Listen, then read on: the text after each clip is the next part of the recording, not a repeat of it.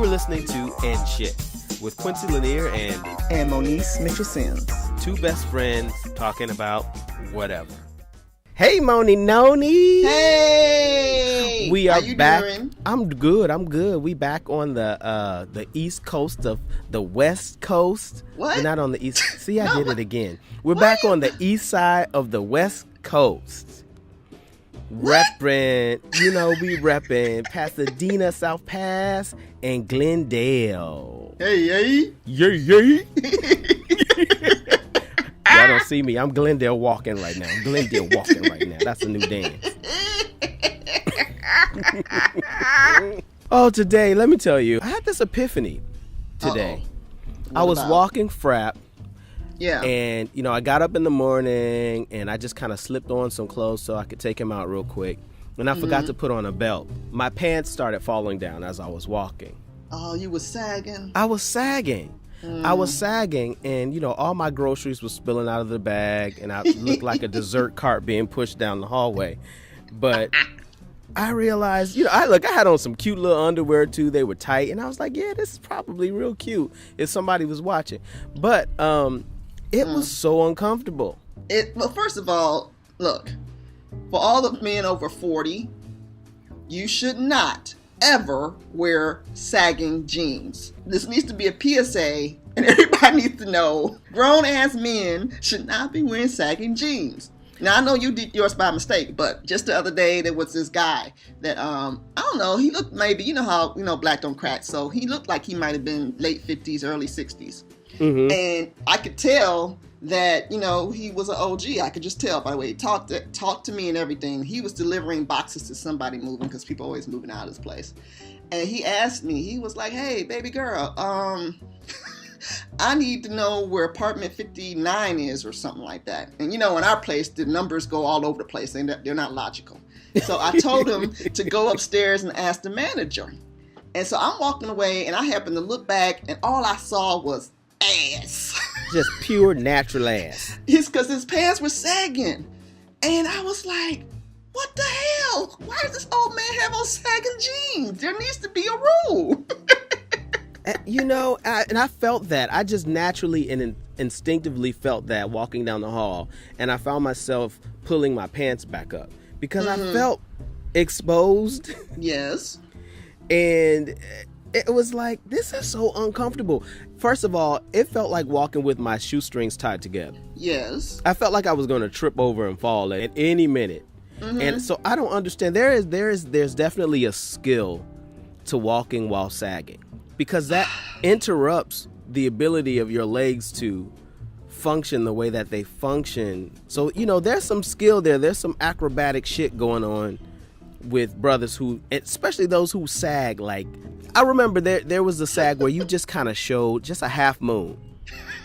Just a half moon. You know what the booty looked like when you put a little too much batter in the cake pan and it kind of bakes a little bit higher than the pan. So, that was, look. Okay, look. I ain't complaining about it when I see it if it's right. I don't spend that much time looking at, I like a nice man with a nice ass, but I don't really study it like you. Well, I don't study the ass. I don't have a PhD in the ass. I'm just, it's like a bird watcher. I'm sitting around with binoculars, like looking at exotic ass on. And that is the ass of the brother. In their natural habitat. Notice how one cheek moves up and the other cheek moves down. That is the mating call of the West Hollywood African ass. West African. What's in West Hollywood? Oh, that's just wrong. I'm just saying, it's a thing. It's a little sexual thing that is, sexualized in the community, and it's accepted. I see these brothers, they're well dressed, and they have on some nice clean sneakers, they have on some really nice, expensive jeans, buff, gym bodied, all, glistening in gold and looking like some honey smacks, and they have that ever so lightly exposed top ass with Okay. some nice underwear that's really nice and fitted, and it's cute. It can be cute. And then there are those who just want to show you their whole natural ass. Just like, you didn't even try to hoist it up halfway. You didn't even try to like keep the pants at half mast. You just were just like, I'm going to lower this flag and just let it all out. And then on top of it, you have the nerve to say you straight. What the fuck is that? You ain't straight, my brother. Ain't nothing about you straight with your whole ass on display. You might as well have a sign flipper saying move in special. Who you fooling? You ain't fooling nobody. Oh, well, wait a minute though. But what about the brothers who wear sagging skinny jeans? Okay, that's the part I don't understand. It looks like, you know what it looks like? Sagging skinny jeans. It looks like tube socks that lost the elastic. You know how they fall around the legs and they kind of bunch up at a point? Yeah. And I'm like, huh? What do you... Wait a minute, but what was the epiphany? The epiphany is that it's just extremely uncomfortable. Oh, okay. It's extremely uncomfortable to walk sagging. Well, you know that came from the brothers in prison, right? That's what I heard. Yeah, I heard that's where it started. They wore their hands saggy because they weren't allowed belts in prison. And then it just became something that became a part of the...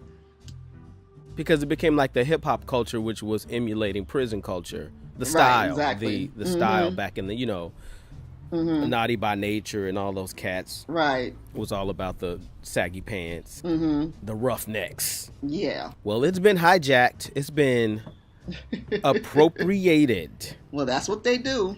That's what happens. Appropriation. Speaking of sagging, I went to my ooh, what the hell was that? People out here screaming. Let me go see what's happening. Somebody getting killed or something. I might be a witness. Might be a star witness, and I'll be on like one of those crime 8-episode Netflix dramas. I know you love watching those. I know. People be dying and stuff and don't nobody know how. So my friend texted me the other day and was like, what are you doing? I'm headed downtown. You want to go? And I was like, oh, that sounds like fun. We can go. This woman comes and picks me up in a Tesla. And as she was pulling up, we were sitting there, and this brother was walking down the street with his whole natural ass out. And she was just like, whoa, okay, wow, well, why don't you just show me your whole ass? Just show me. She said, the whole and everything, just the whole ass. It's just out. And I was just wondering, did he think that looked okay? And this was a bigger brother too, you know, so you ain't rocking the, you know, we whole African ass. He rocking the widescreen. Yeah, you know, we black men, we have dunks, okay? Most of us, we have dunks. We got nice little plumps. But the sagging don't look as good if your front butt is as plump as your back butt. So, you know, you look like a lowercase d and a lowercase b. Your belly can't be hanging out of your pants as well as your ass. Like, you got to one or the other. Choose. Man, you know, you can't make a decision. And then he had the nerve to have on like flip-flops and socks. Okay.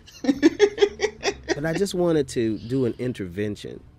But today I realized, like I said, that was my epiphany. That's very uncomfortable to do. But it also takes a lot of skill. So I commend those brothers that, you know, can pull it off. You literally almost pulled it off, but you pulling it off. You know? Leave something for mystery, please. There's nothing left to the imagination anymore. But when it comes to sex and stuff, or just everything? Well, definitely sex. Sex as it pertains to music, sex as it pertains to television and film. Everything is just in your face. It's just like, you remember we used to elicit the same emotion, the same desire, the same erotica with some poetry. A little poetry, some metaphor, a simile here or there. Right. You know, now it's just like dick, pussy, ass, fuck. Suck a dick, suck a nigga dick.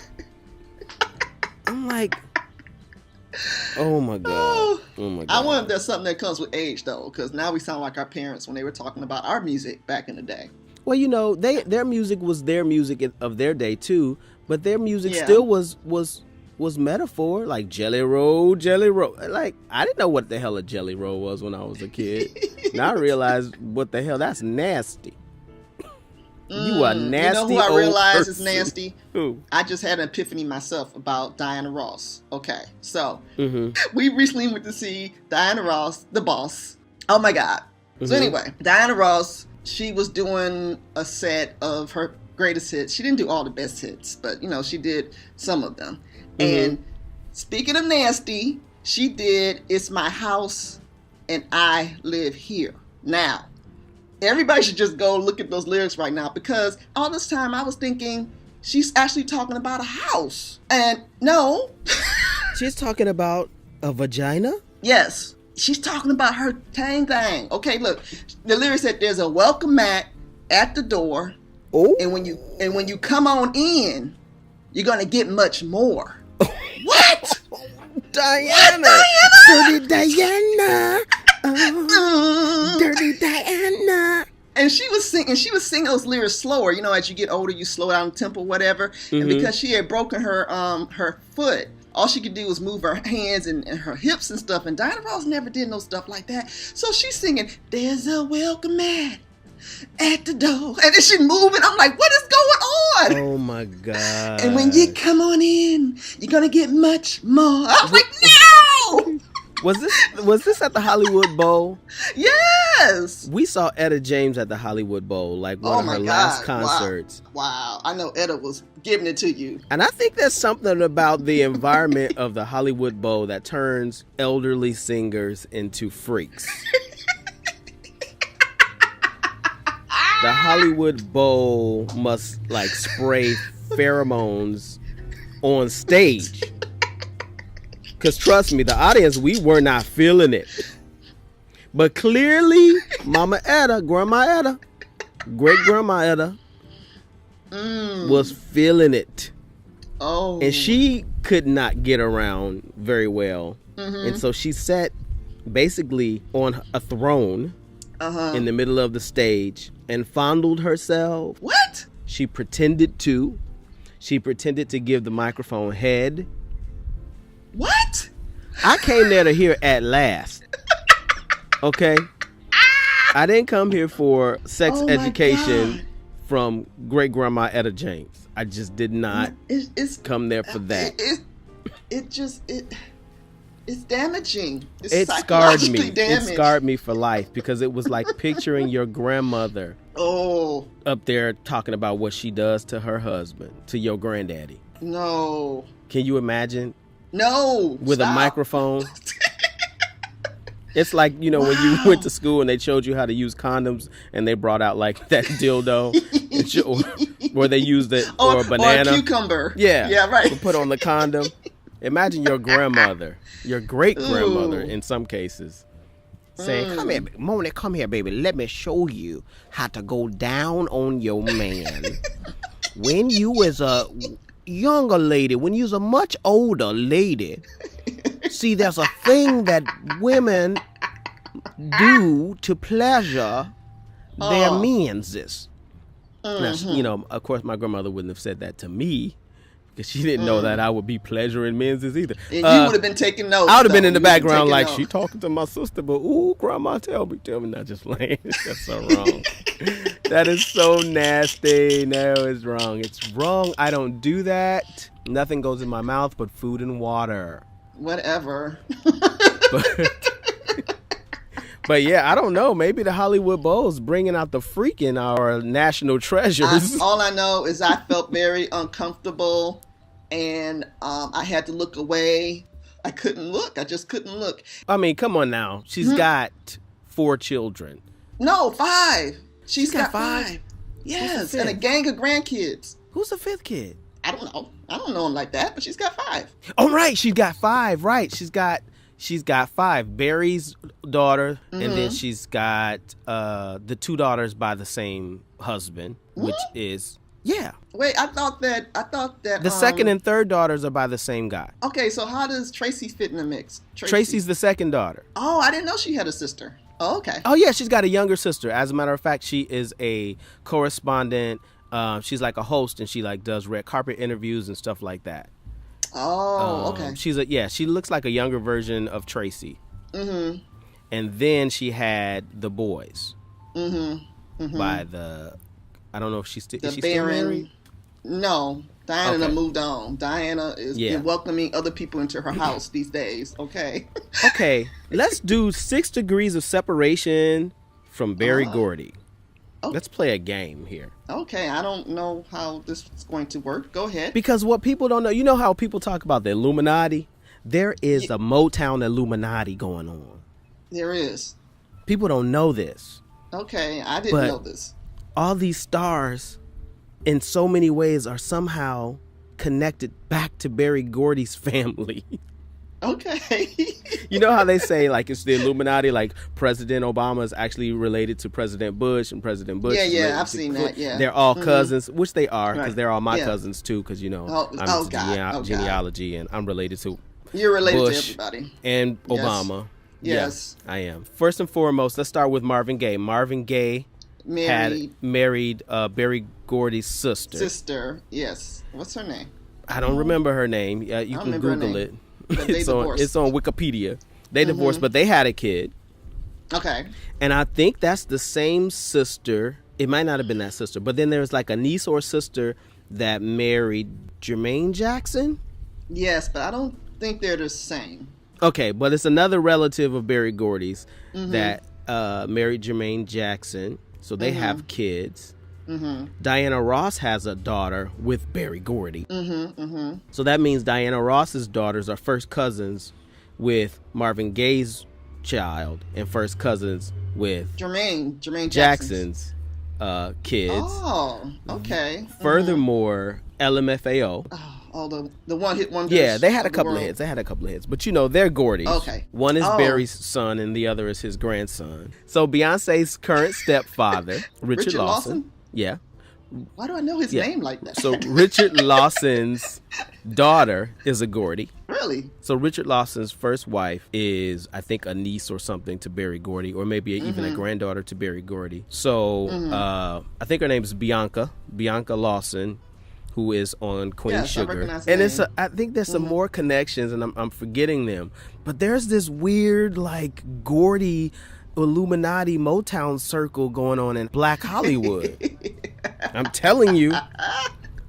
Y'all better look out. And you just remember this off the top of your head. No, because this epiphany happened back in the day when we were producing America's Best Dance Crew, because we had LMFAO as guests. And there was like a question like, where did they come from? Who are they? How did they become popular? So I was doing my research and realized, oh my gosh, they're Gordys. And in the process, I uncovered the secret. You opened the trap door. The Motown secret.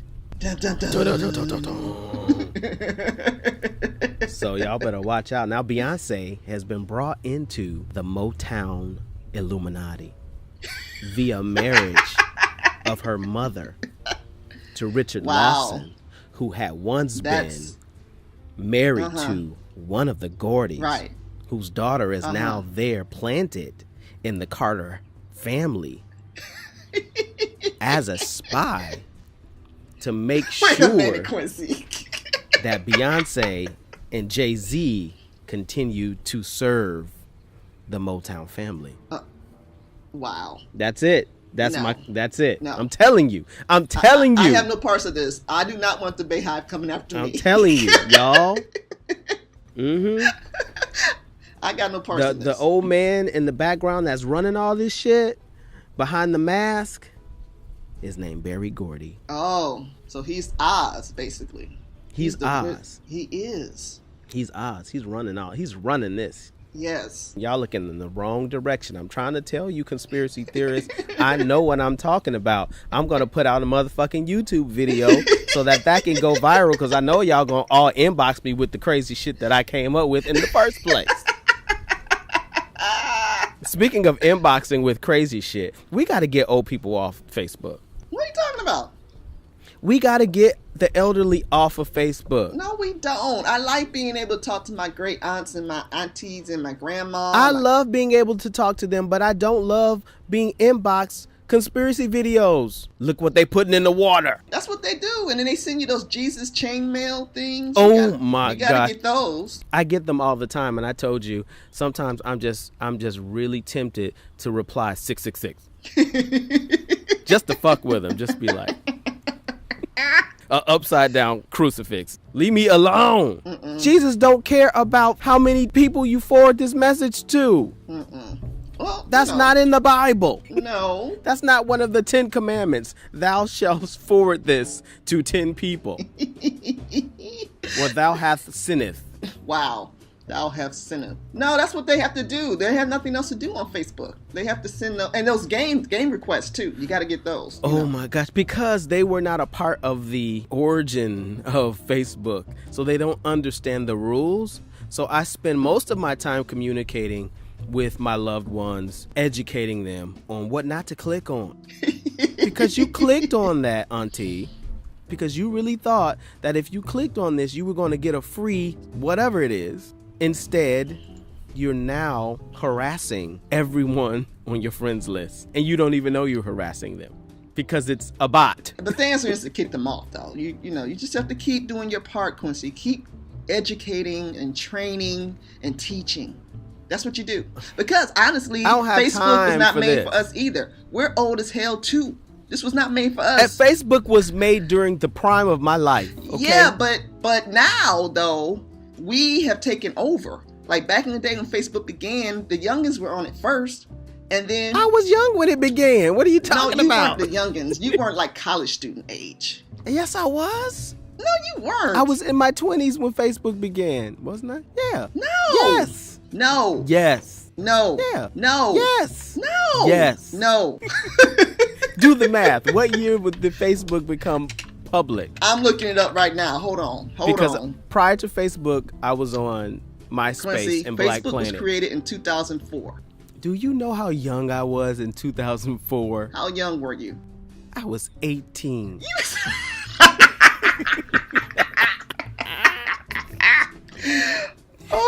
That was what? How many years ago was that? That's 14 years ago. 14 years ago. Mm-hmm. Yeah, I was in my 20s still. I was on my way out. Yeah, you was on your way out. But I was still in them, okay? I was holding on to my 20s for dear life. Well, it wasn't created for people in their late 20s on their way out. It was created for college students. I was in college. I went to college late. I didn't graduate until I was 30. So technically, I fit the demographic for Facebook at that time because I was a late college. I was a late bloomer, late college student. Yeah, okay. Well, that's a whole nother experience right there. Going to college like in your mid-20s to late 20s. Yeah, well, when everybody is in college, just came fresh out of high school. Well, try going back to school in your mid-40s. But you're going, but at least you're going back for like another freaking PhD or something. How many degrees do you have? Me and DeAndre were talking about that. Monie's has more degrees than Trump has lies. I have high school, of course, college. That don't count. College. From the college level up, how many you got? 2, college and the master's. I have a bachelor's and a master's. So that's it? Yeah, I just have 2. I thought you had 3. No, I'm working on my 3rd for my PhD, but I don't have it yet. Yeah, but I thought you had like I knew you have your bachelor's, but I thought maybe you had 2 bachelors or 2 masters in 2 different fields. No, I'm just that damn bright. I know. You're like, oh, Monie's a genius. She must have so many degrees. Nope. Like freaking Pinky in the Brain. You're the brain, Rael's pinky.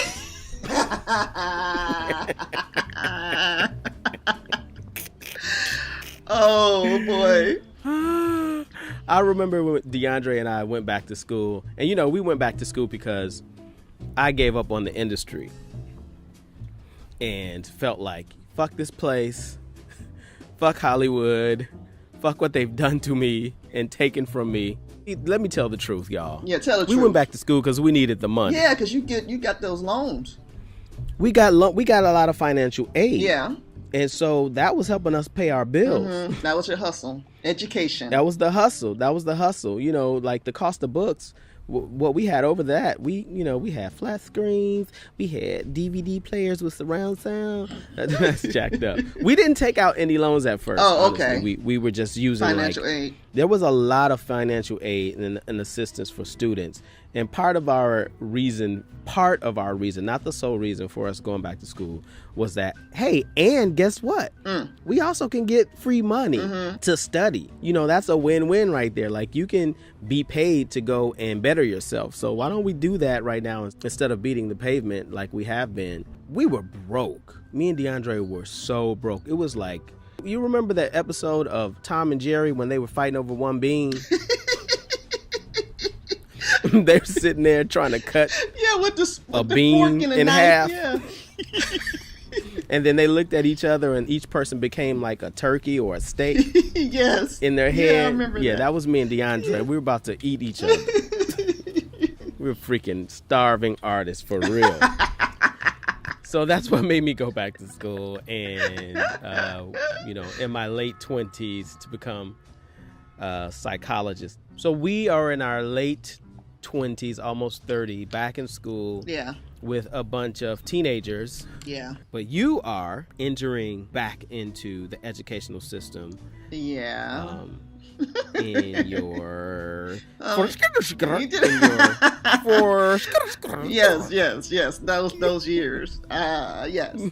I did this to myself. How do you feel being back in school? Well, I mean, I went back to school for the same reasons. Not the same reasons, but, heartbroken and frustrated and tired. Those were the reasons why I went back to school. And I just wanted to have something that was just for me. You're always at the whims of somebody else's likes or dislikes in what we do. And you can't control any of that. So I needed something that was definite. And when you go to school and you take a test, you get the grade and it's yours. There's no like, well, we didn't like the way you looked or the way you talked in class, so I'm not going to give you the grade that you earned. No, you earn the grade, it's yours. You study, you take the test, you get the grade. You get the grade. It's a direct cause and effect results. I needed something that was really simple and easy and clear. And I got my master's in film, but honestly, it hasn't done much for me out here.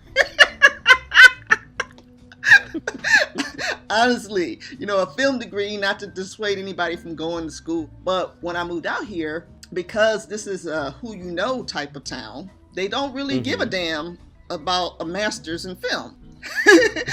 So I was blessed at this black AD on one of these sitcoms I was working on. I don't know what I said about my degree or whatever. I said something and he pulled me to the side. He's like, listen, don't tell anybody that you have a degree. You will not get hired. And they won't let you work if they think you are more educated and more qualified than them, because you are. And I was like, what?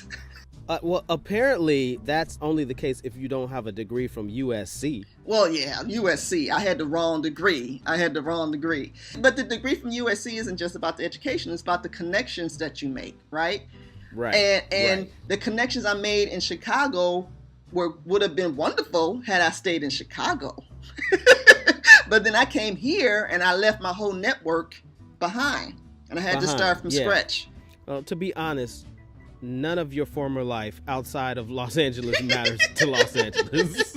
They are very narcissistic that way. They don't give a damn. Exactly. They don't give a good goddamn about nothing you are or whatsoever experience that you have or whatever local goddamn fame that you got. If they didn't come there and snatch you up themselves. Right. If they didn't find you and discover you, then it doesn't matter. They didn't find you there and you brought it here. They're like, who are you and what is that? Right. Meanwhile, all of the cats who stayed back home were blowing up.